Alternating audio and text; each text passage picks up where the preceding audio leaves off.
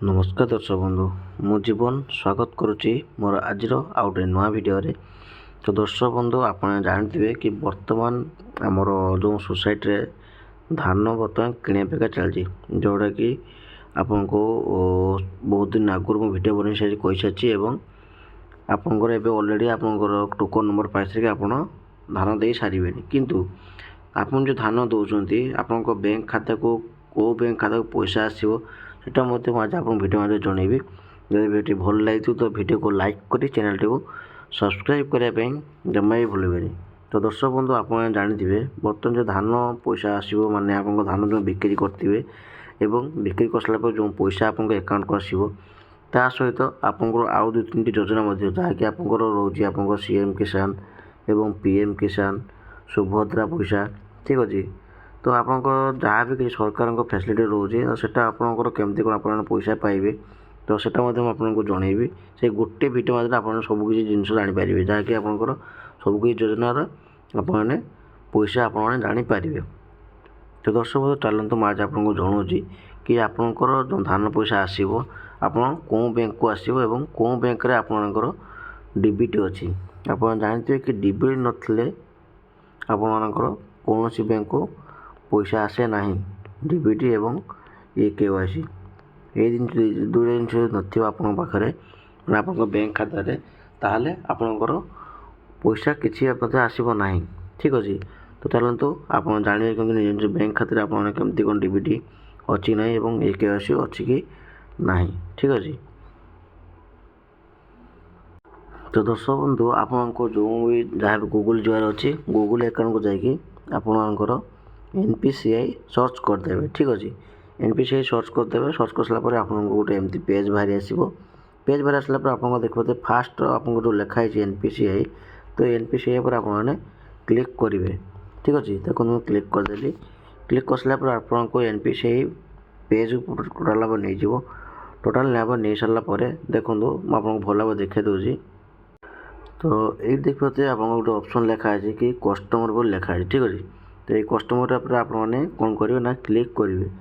Customer पर click करेंगे click कर सारापर आप कौन हम ना ये आपंकर बहुत सी जिनस आप बाहर आए जहाँकि लिखाई देखो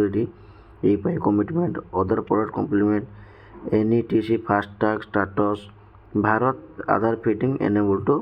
स्टाटस ठीक अच्छे। तो आप कौन करेंगे ना ये BASE ठीक अच्छे माने भारत आधार सेटिंग्स एनेबल आप क्लिक करेंगे ठीक अच्छे। देखो मुझे क्लिक करदेली क्लिक कर सारापर आपन को गोटे पेज एमती बाहरी आसो जहाँकि आपंकर निज निज डीबीटी एवं यूकेएस चेक करेंगे। देखो ये आप लेफ्ट साइड लिखाई आपको जूम कर देखा दूसरी तो देखो आप लिखाई आधार मैपिंग स्टाटस ठीक अच्छे। देखो ये लिखाई मुझे मार्किंग को देखा दूसरी आप जानीपर आधार मैपिंग स्टाटस लिखाई तो आधार मैपिंग स्टाटस पर आप कौन करेंगे क्लिक करेंगे क्लिक कर सारापर आप देखिए कि ये लिखाई आपंकर एंटर योर आधार कार्ड ठीक अच्छे। तो आप निज निज भल भाव में आप निज निजर आधार कार्ड नंबर आप जहाँ भी अच्छे आप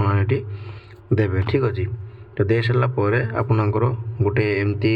कैप्चा नंबर अच्छे आप देखिए ये भल भाव में आप निज निज कैप्चा देवे